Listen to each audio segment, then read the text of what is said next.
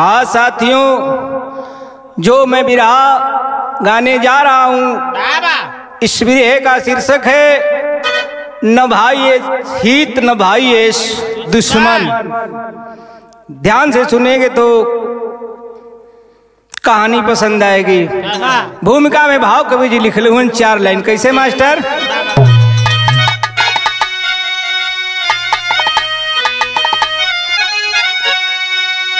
क्या फूल से भी है नाजुक ये रिश्तों का दामन, टूट जाता है जुर्मों के जो वार से। फुटमत का दिल में पनपता है पौधा, जलती ज्वाला है नफरत के तकरार से। फक्र दूसरों के खातिर जो सहता सितम है, अरे जुर्म सर पे उठाता बिमल प्यार से।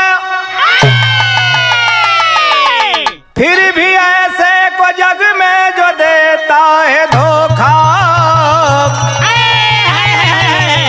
भोला उठता है विश्वास संसार से।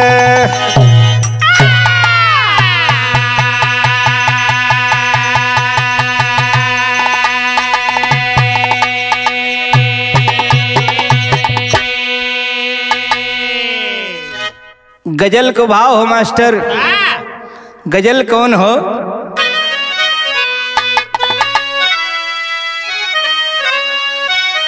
क्या बात है कि जहाँ आदमी बिकाला, ए भैया जहाँ आदमी बिकाला, ऊ बाजार ना कहाला।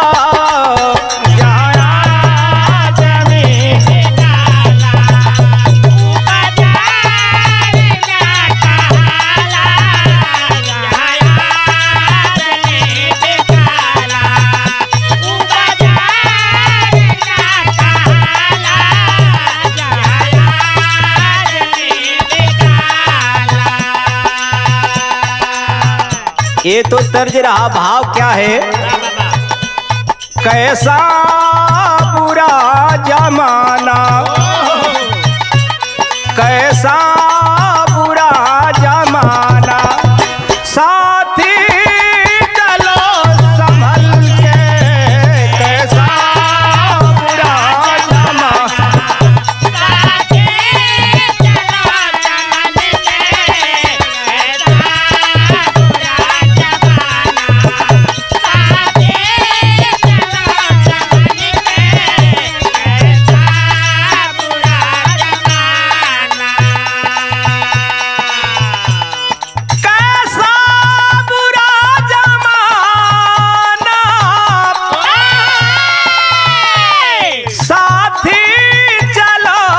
संभल के हो।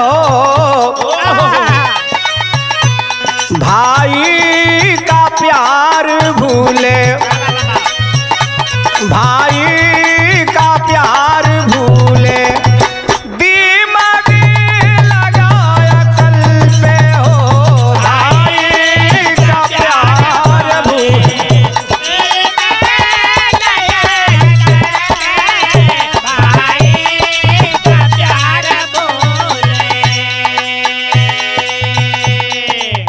विराह की कहानी है जैसे शुरुआत हो गई शहर के अंदर। कैसे?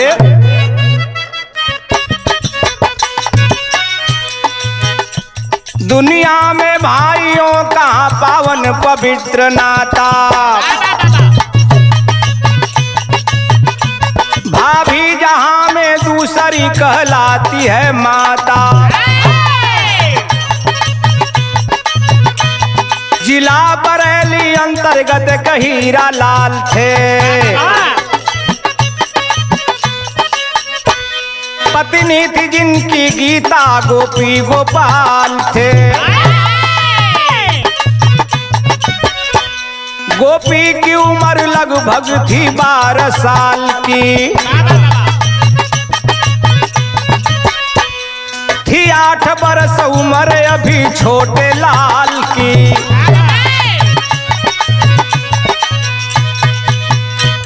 पिता ने एक्सीडेंट में है स्वर्ग सिधारा, अनाथ हो गए बच्चे टूटा है सहारा। बीमार रहती गीता सजना की याद में, गोपी से बोली एक दिन माता फरियाद में,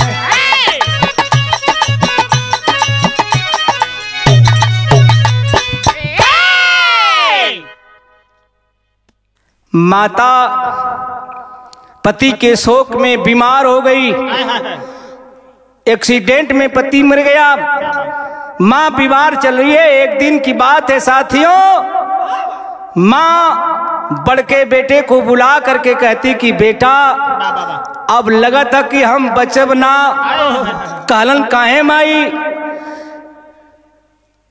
दवा आइल बा समय से खा ठीक हो जाबू। कहली कि ना बेटा अब हम बचब ना, एक ठे तोरे जीवन काम सौंप के जात है। माई बचवा के बुला के कहली का बिरहा में तर्ज बदल गई मास्टर।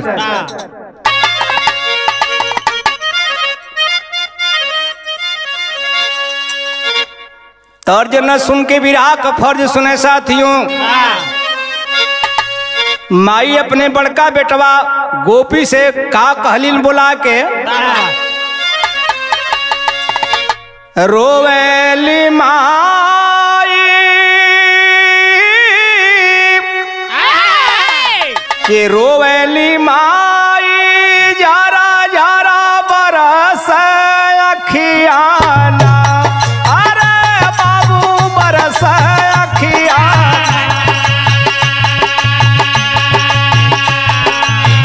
बेटा दिन पर दिन लागता, बेटा दिन पर दिन लागता, बिगड़ मोर हालतियाना।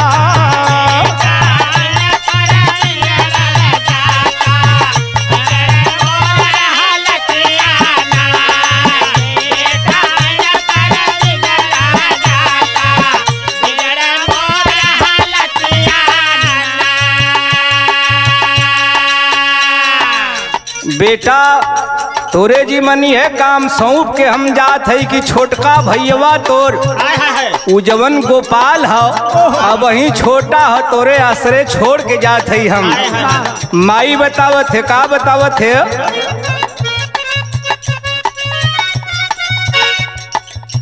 भाई तोहारे छोटा तोहरा ही बाया सारावा,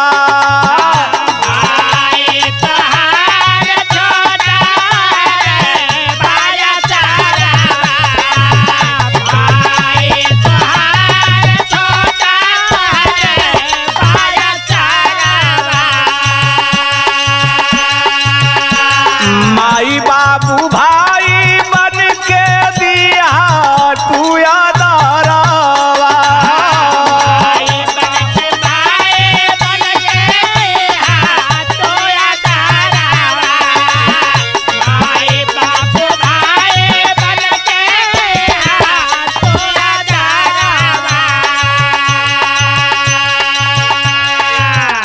इतना कहाँ ताली हली अंतिम ससियाना, अरे बाबू अंतिम ससियाना। बेटा दिन पर दिन लागता, बिगड़ मोर हालतियाना।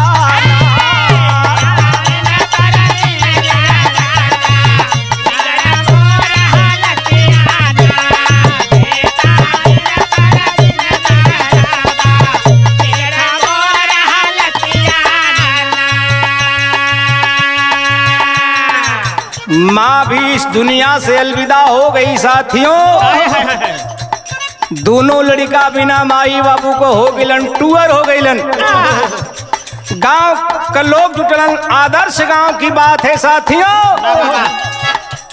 गांव के लोग इकट्ठा हुए, कहने लगे कि ये भाई दोनों लड़का अनाथ हो गईलन।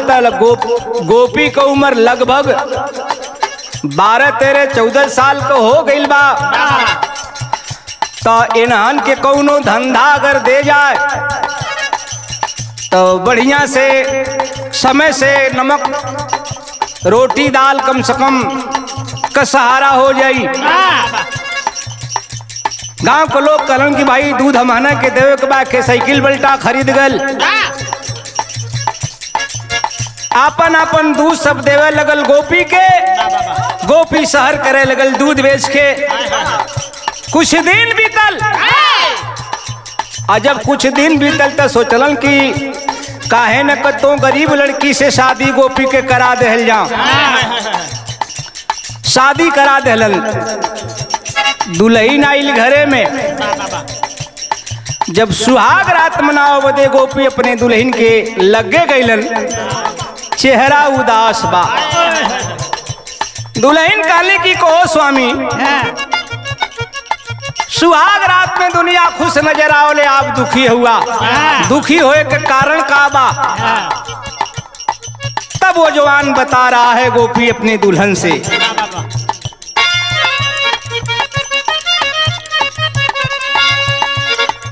कहलन की आवाज दुल्हन ये सुहाग रात में हमन कसम खाए जाओ कि जबले हमार गोपाल पढ़ लिख के भला आदमी ना बनी तबले हमने सुहाग रात ना मनाई। कहली स्वामी ऐसे कौन अड़चन आ सकला? कहला यह तो खास बात हो, सुहाग रात मनावल जी, बेटी बेटा पैदा हुईन, मुन्ना कोरी से झुकाव हट जाई, लड़कन कोरी हो जाई। कहली जैसन स्वामी आपका आदेश हो। ओ समय का भाव कवि जी लिखत हो मास्टर,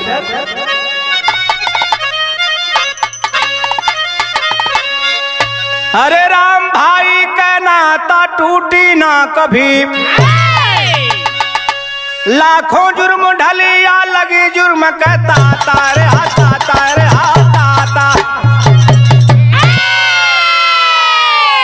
लाखों जुर्म ढली या लगी जुर्म कहता ता, भाई का नाता टूटी ना कभी। गोपी के दुल्हन आइल, सुहाग रात में जब गईले तब का भाव कवि जी लिखत हुआ के सुहाग कच्छ में पहुंचा गोपी, अरे मन में अपने हरसाई, कसम दिला के बिरही को बोला है उस दम समझाई।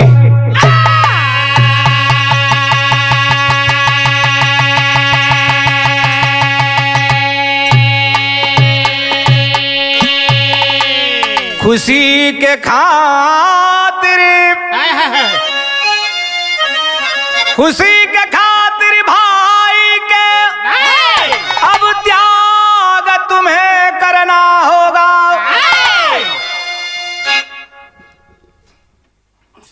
सर पे मुसीबत लेकर के कांटों पर भी चलना होगा।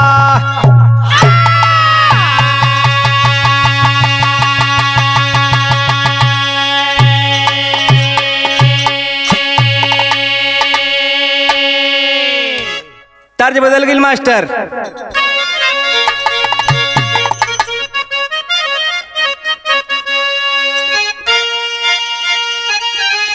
ये अपने माटी का गीत है। माता बहन लोग गावेली धान के रोपनी के समय। कैसे गावेली?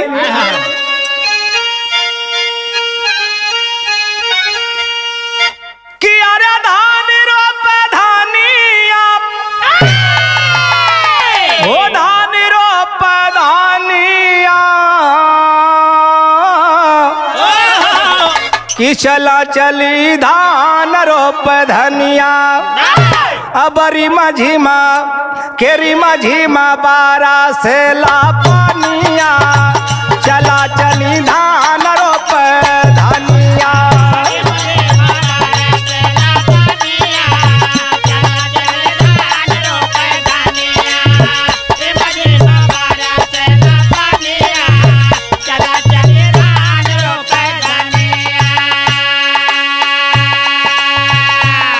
यह तर्ज बा बिरहा का फर्ज का बा।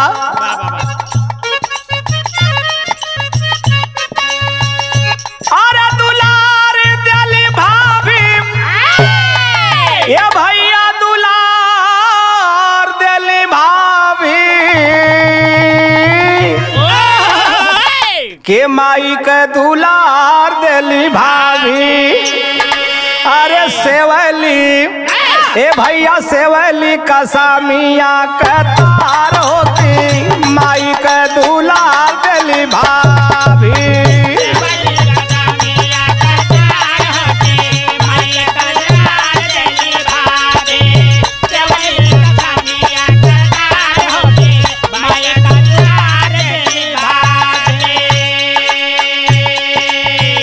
लपटिया के दोनों प्राणी गोपाल का सेवा करे लगल।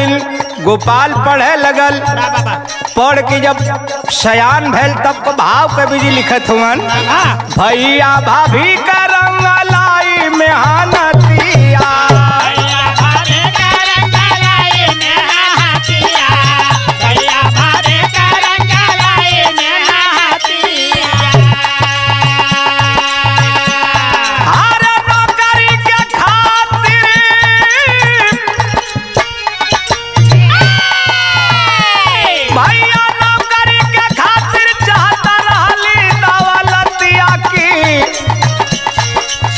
माई का दुलार दिली भाभी।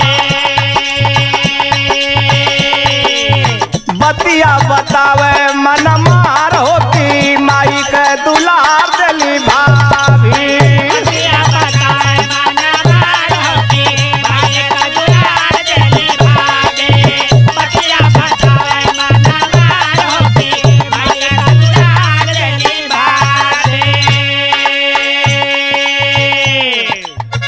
उदास गोपी आके दरवाजे पर बैठल बा।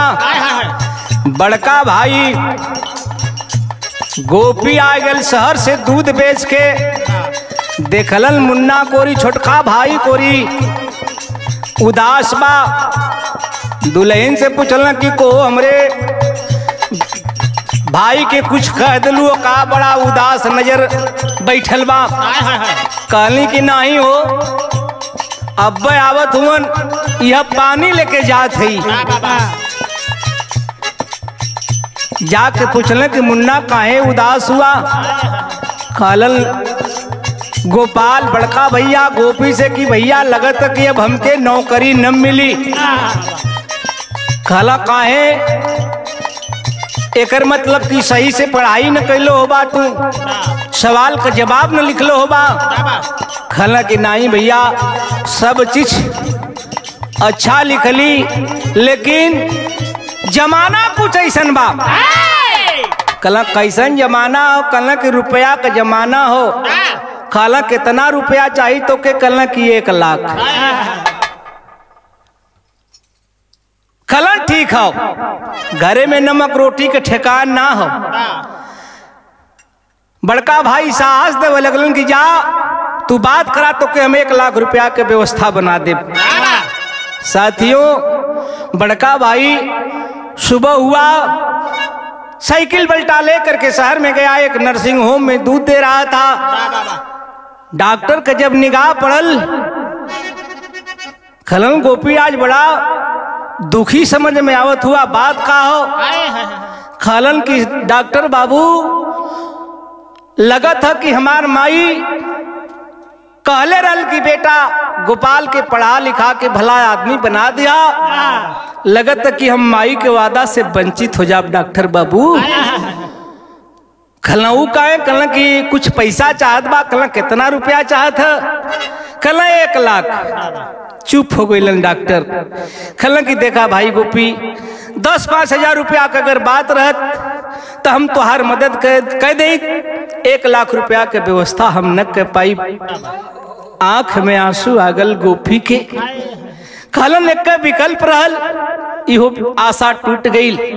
कुछ 6 मिनट के बाद वही डॉक्टर गोपी से कहलन कि देखा गोपी हमरे नर्सिंग होम में एक ठे मरीज भर्ती है, ओके एक ठे किडनी के जरूरत है। अगर तू एक ठे किडनी अपन निकलवा के दे दा तो के हम 1 लाख रुपया दिवा दे।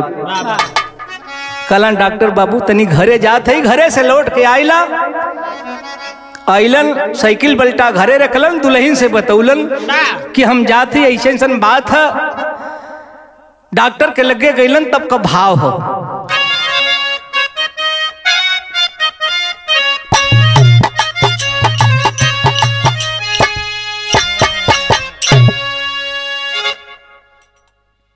डॉक्टर के लगे जब गईलन तो भैल काए भैया की बेचल है कि डनिया एक चोरी से गोपी हो।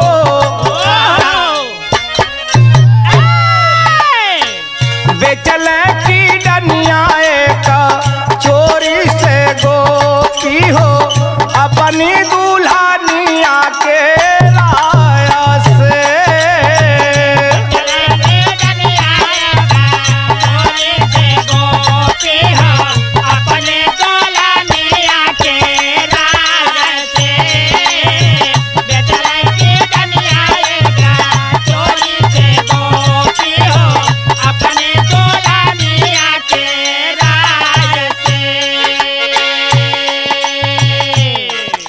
एक किडनी निकलवा के दे देलन, अपने भाई गोपाल से ना बतौलन।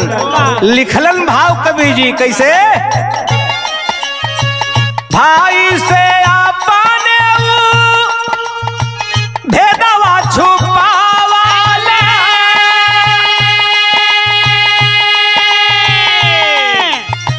पैसा के बलबूते नौकरी धारावाले। जब नौकरी लग गई तो का पूछे के बा, बिरादर दुआरे दौड़े लगलन।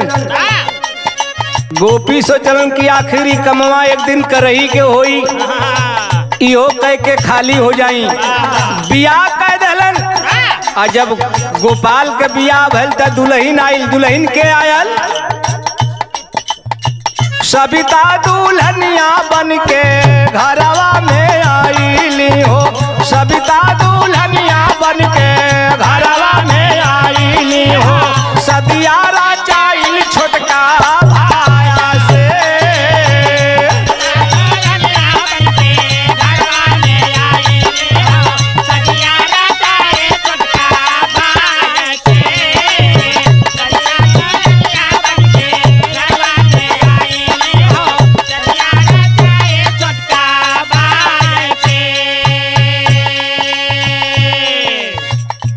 सबिता दुल्हन आइल, और जब सबिता दुल्हन आइल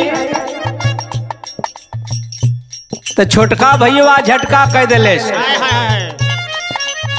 सुहाग रात मनौलेस। और जब सुहाग रात मनौलेस तो भाव कवि जी विदेशिया के अंदर लिखलन,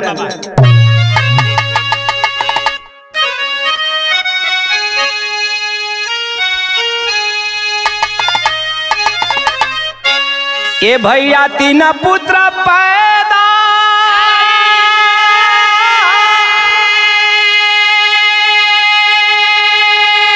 अरे गोपाल जी के भाई लाए हो।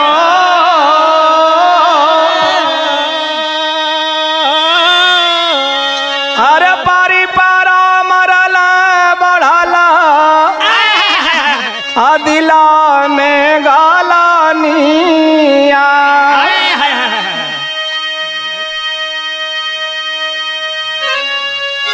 3 लड़का भइलन, तीनों मरल।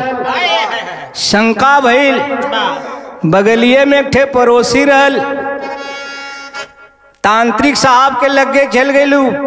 पड़ोसिन कलश की करे 20 साल से गोपी का दुल्हन आवत हो, करे को लड़का पैदा भइबे ना कैला, ऊ तोर बर्दाश्त कर सकी, वह भूत करा दिले हो का कि ओझा जी बतौल आज ठानी तोहार टोना ही ना हो।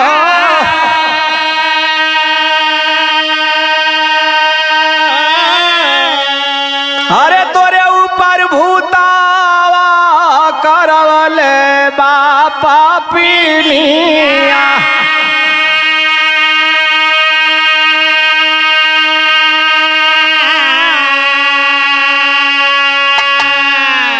वह तोर बड़की जेठान तोरे पर भूत करा दले, ऐसे तो लड़का को बचत उचत ना हुवन। अब घरे में देवरान जेठान का झगड़ा चालू हो गई। भैल का कि अरे झगड़ा कर देवा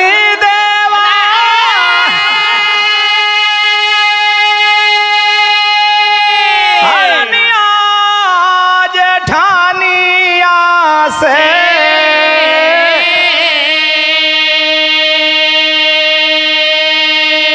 अरे रोज रोज में हाना मार कही के बाझिनिया।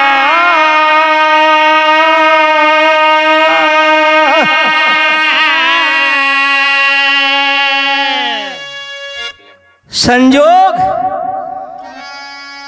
गोपी के दुल्हन ही ना कलनी की स्वामी हमके हमार देवरान ताना मारले बाझिन कहेले। कहले स्वामी हमहू के हम महतारी का दर्जा दे दा, लेकिन बाबूजी लोग विधि का विधान कुछ और होला। भयल का कि दोनों के एक कैसा थे अगर भरा ही गई हो, ये बाबू भर्ती अस्पताल में अप्रसव की जूनिया।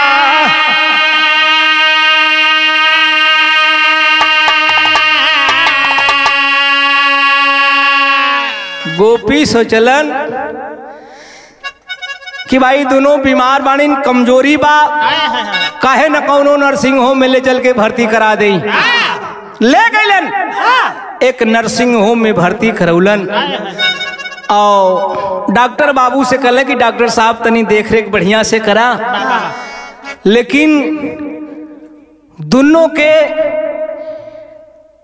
बच्चा पैदा भैल, बड़ी बेहोशी में मरा बच्चा। ए बाबू पैदा भय देवरनिया के,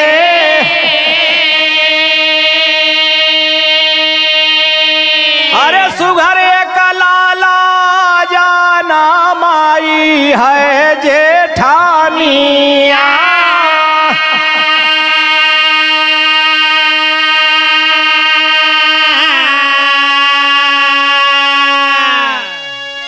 जब मरल बेटवा छोटकी बहू के बहल सविता के बहल गोपी पहुंचलन डॉक्टर के लग गए। कहलन बा डॉक्टर बाबू का हाल बा? कहलन डॉक्टर साहब की तोहरे छोटी वाली बहू के मरल बच्चा पैदा भैल बा, बेहोश खाट पर पड़ल बा, और तोहरी दुल्हन के सुंदर स्वस्थ बच्चा पैदा भैल बा।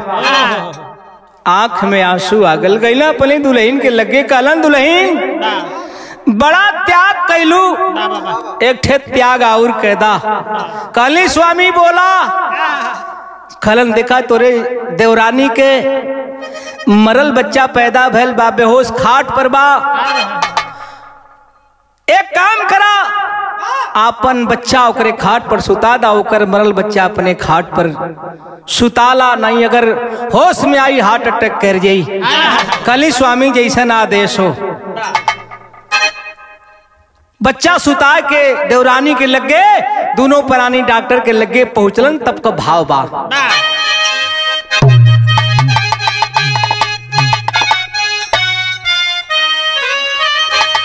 तरजू हबाए भैया की निबिया का पेड़ा जानी काटी हाय बाबा,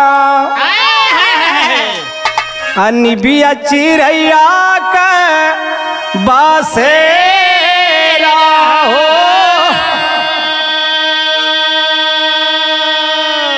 तरजी है बा फर्ज का बा के दोनों पारानी कई के बजर कई आरावा देई देहल आपन दूला।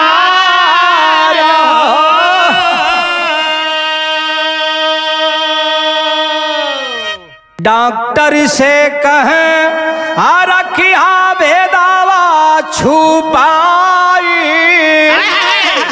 आउ हमारा लाला लेके करने लगी है रुलाई।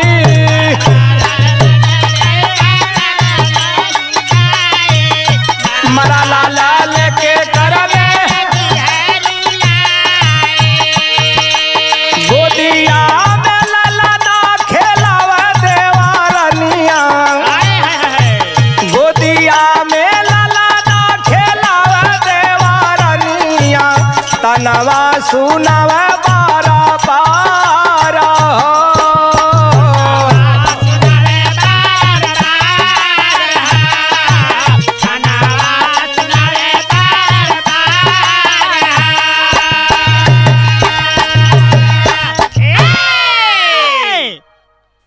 साथियों, मतारी का ममता बर्दाश्त न हो। छोटी वाली बहू सविता कहीं अगर खेत में काम करे बदे चल जाए, लड़का रोवे लगे। मतारी के गोपी के दुल्हन के ममता जगह आपन औलाद बा रोवत बा तो जाके चूमे लगे, खिलावे लगे। एक दिन के बात है, सविता कहीं खेत में काम करे बदे चल गई। गोपी के दुल्हन घरे बा, लड़का रोवत बा, जाय के लगल चूमे खिलावे। तबले गोपाल के दुल्हन आ गई सिवान से।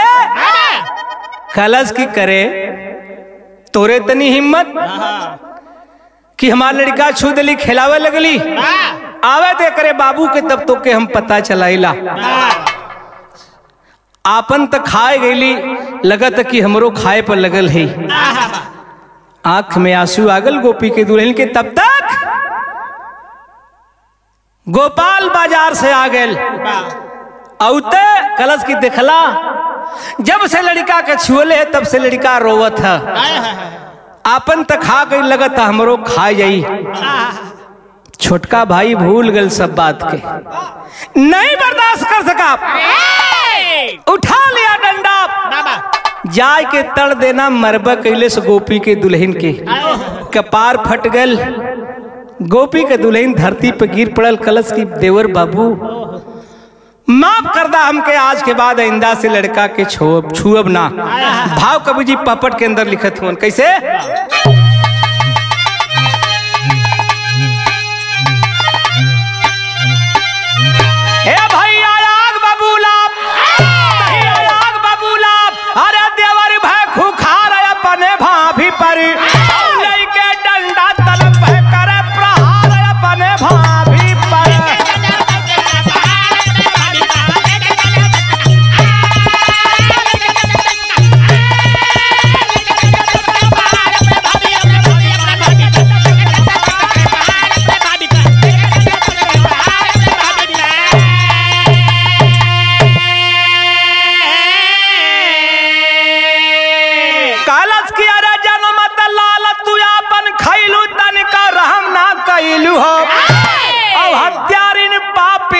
बन के मोरे लाल पर नजर गाड़ा वालू हो। जान छोड़ी दा कई दाया का उपकार अपने भाभी पर। जुर्माना ढावा देवर तू हमारे अपने भाभी पर। कालिल की देवर बाबू हमार जान छोड़ दा, आज से कसम खात है हम लड़का के छुअब ना, चाहे कितनो रोई। संजा के गोपी बाजार से लौटल दूध बेच के गांव में पता लगल कि भैया तुहार छोटका भाई तुहार औरत झगड़ गईलन, यहाँ तक कि मारपीट भी हो गई। गोपी गईलन घरे, साइकिल पलटा फेंकत हुए दूसरे तरफ उठौला डंडा दुल्हन के लगे गईला अपने कला करे। हमके पता लगल कि तुम्हारे भाई से झगड़ गईली। आंख में आंसू आगल दुल्हन के। कहलिन स्वामी एक ठे हमार बात सुन ला, आल्हा का लाइन है।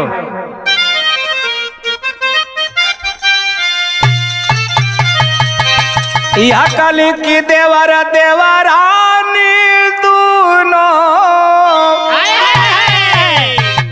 देवरी देवरानी दोनों हमारा लगिराई सैया।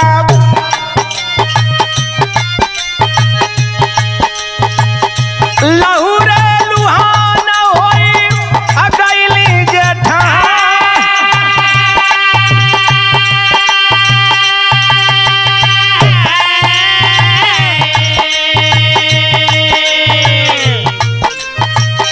किडनी के बेच आपन किडनी के बेच आपन अधहला रुपया सैया पैसा के बूते लागल नौकरी में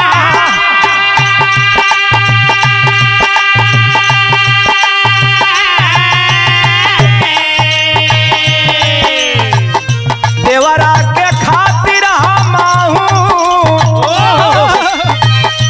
देवरा के खातिर हमहू भारी त्याग कैली स्वामी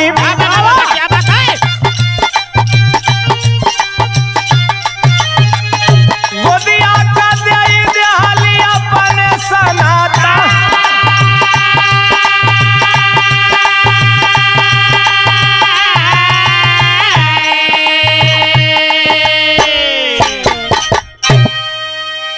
काली स्वामी सुहाग रात नाम मनौला भाई के पढ़ावे के खातिर किडनी बेच देला भाई के नौकरी के खातिर तब वो तोर हाथ ना धैली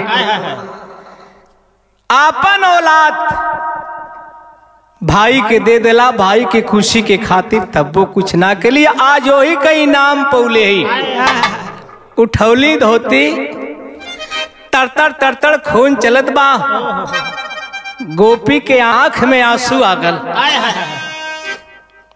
कलन दुल्हन बड़ा त्याग कैलू आज जो कुछ मांगे कहो मांगला इस जिंदगियों मांग लेबू तब्बो दे दे खाली स्वामी जिंदगी ना मांगब तोहार अयो न कहब कि अपने भाई से जमीन घर बंटवा के अलग हो जा एक ठे बात कहते स्वामी मान जा देखें गोपी के दुल्हन गोपी से का कहलीन तर्ज लगिन मास्टर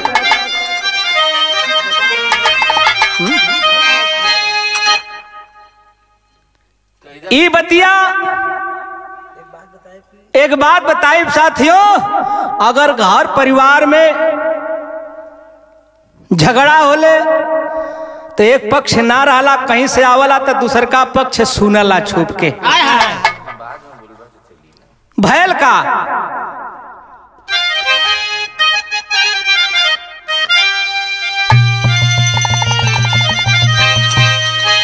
दुल्हन गोपी का गोपी से कहले कि स्वामी एक ठे बात कहत हई ई ना कहत हई कि भाई से अलग हो जा का कहलिन क्या यार बना सहाय सैया यार बना सहाय सैया यही घर में आपा बनावारा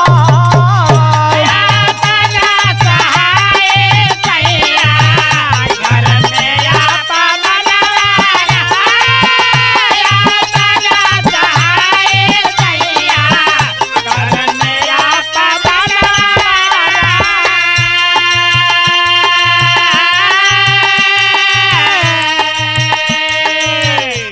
आपा बना सहाय सैया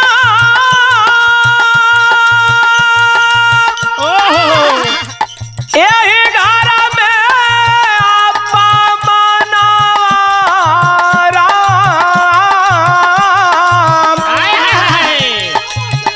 रातिया के छोड़ के चलबा रातिया के छोड़ के चलबा भाई के भावनारा के छोड़ के चलबा भाई के भावनारा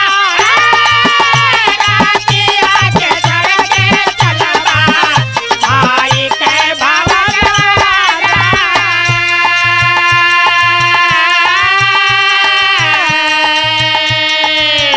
यहाँ रहले का एक मजबूरी हो ए स्वामी। का मजबूरी हो गोपी का दुल्हन बतावत है।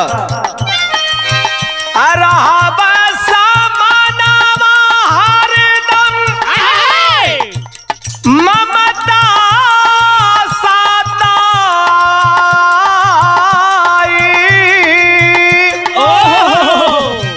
छोड़ी के चाला दूर काहे जाई बाबूलाई। छोड़ी के चाला दूर काहे जाई बाबूलाई। छोड़ी के चाला दूर काहे जाई बाबूलाई। अरे जिंदगी में पहली बेरी, जिंदगी में पहली बेरी माना मोर कहनवारा।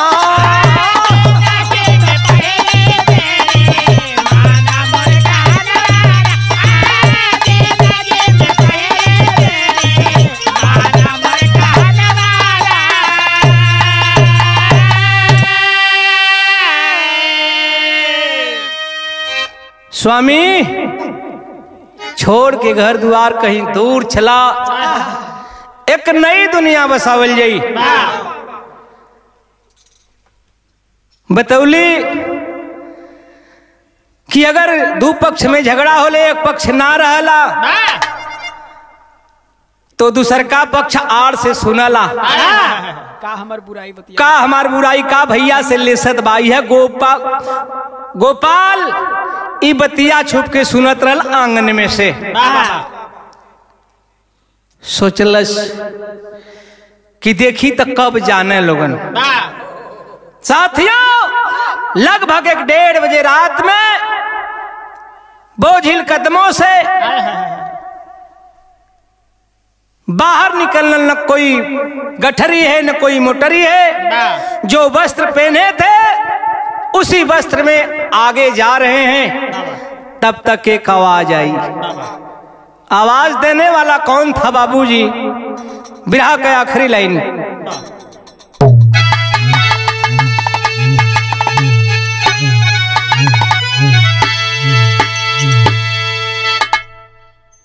कारण कि भैया रुक जा। आवाज देते हुए का कहलन?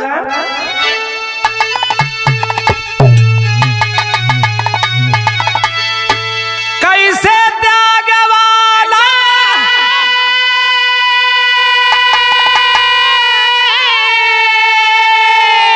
कैसे त्याग वाला कर जा हम चुकाई बिराना।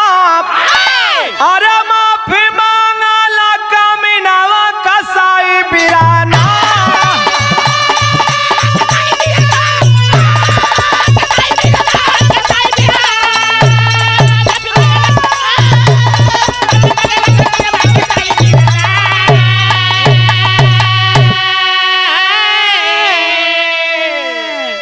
कहा कि भैया मैं समझ नहीं पाया कि कलयुग में आप भगवान के रूप में अवतार लिए हैं।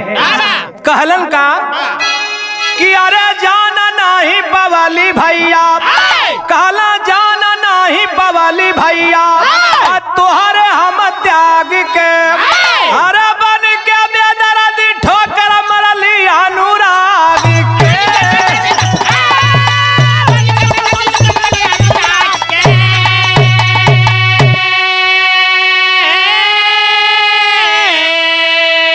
लेकिन जानी जा तू हम के बिसारा बिराना। हमके छोड़ के मत जा भैया, सब कुछ तो तुहार ना दे सकीला, एक चीज तुहार वापस कर सकीला हम। वो कौन चीज छोटका भाई वापस के करे के कहलस कि हमारे खुशी खातिर ए भैया, हमारे खुशी खातिर तू लगा वाला घर से पीरा। अरे खुशी खुशी लैला है रायल अपन हीरा।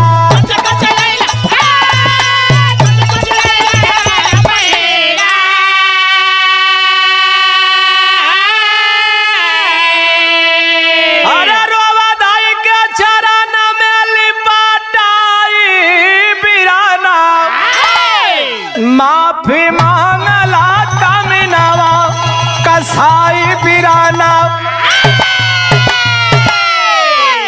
गिर पड़ल चरण पर छान लेस दोनों घोड़ कलश की भैया कमी तो हमारे में ना हो लेकिन हो गई कमी, लेकिन जेकरे जरिए जेकरे जर से ही झगड़ा फैलल छला लौट के वही के घरे से निकालब लौट गिलन। भाई के बात मान के गोपी और गोपी के दुल्हन लौट अलन और जब लौटा के लिए अलन गोपाल गैलन अपने दुल्हन के लगे पकड़लन छोटा कहला सारी झगड़ा कजड़ी है आई न घरे में रही न झगड़ा होई। ए भैया नार को भगाया ए बाबू नार को भगाया वही दम कही के नगनिया अरे बोली भाभी कहता हूँ ना जइहा देवरनिया।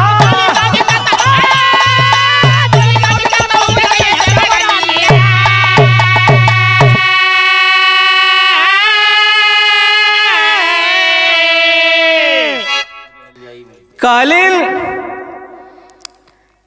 इन घरे में रही कल नहीं घरे में रही न झगड़ा होई, लेकिन बार गोपी के दुल्हन कालिन अगर तुहार फैसला आई हो तो कमी तो सबके में बा, किसमें कमी नहीं है। जमी में कमी आसमां में कमी है, खुदा की कसम खुद खुदा में कमी है।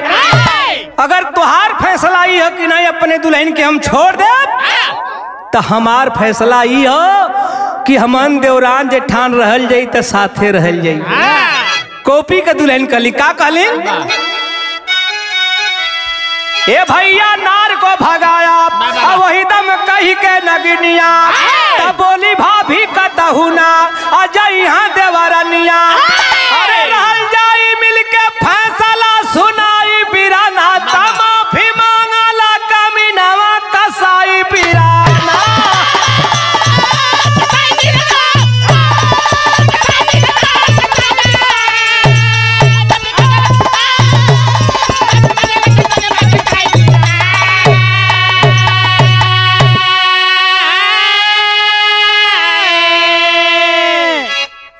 साथियों अगर गोपी बढ़िया काम न करत भला आदमी न रहत तब आप लोगों के सामने ही कहानी न पेश करी।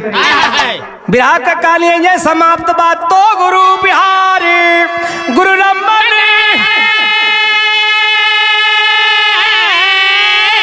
ऐसे थे इसी वतन में अरे